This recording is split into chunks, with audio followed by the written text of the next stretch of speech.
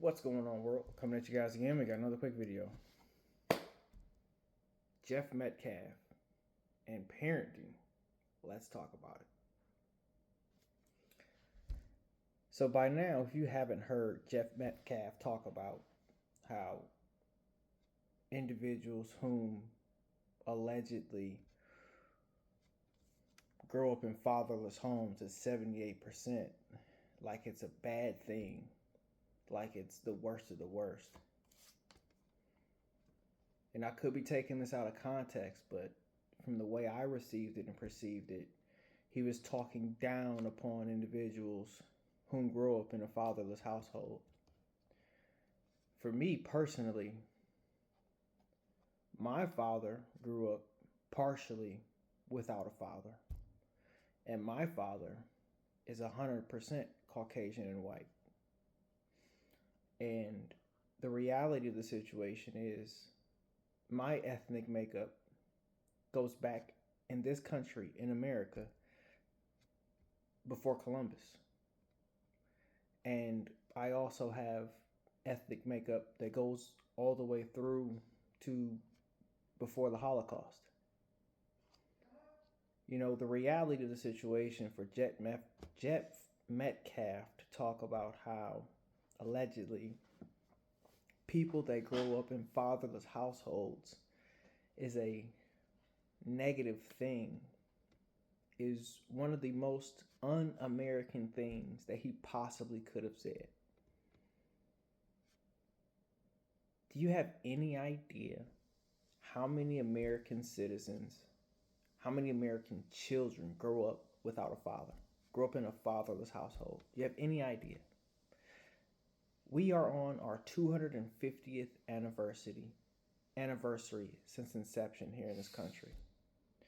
We have over 250 wars or battles fought here in America since its inception. That means at a minimum, 10 families had to grow up without fathers, minimum.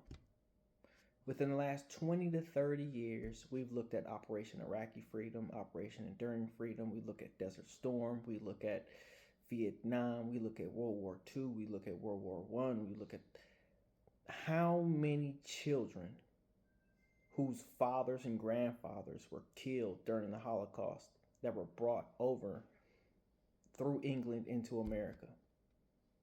You know, we have castles in Norway, in England, that are being rebuilt right now due to their contributions to the children of Holocaust survivors because they grew up without a father. How many of our active duty soldiers and service members had to, unfortunately grow up without a father? He speaks on the notion and the narrative that he's Native American. And I'm not going to denounce that. He possibly could be. But I also am ancestral to this land, as I said before, pre-Columbus, whether you want to label it Native American or Indigenous American.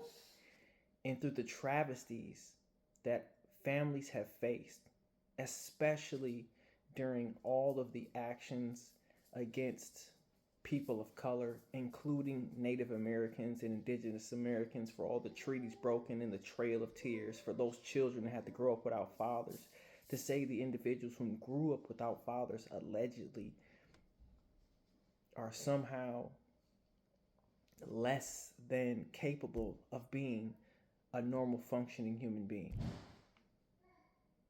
This is one of the most un-American things to say again. And it's very interesting that Fox News, out of all of the media sources, are promoting this guy, Mr. Watermelon Felon. Like, it's very unfortunate that he utilized his platform to speak on this narrative and in this manner, this way. You know, it's very unfortunate. But even in the last cabinet,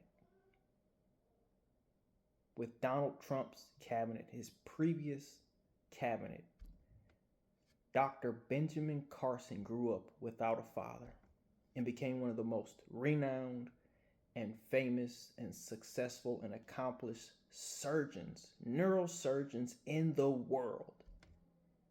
So for Jeff Metcalf to come out and speak negatively against individual children that grew up in a fatherless household is one of the most un-American things that you can think of.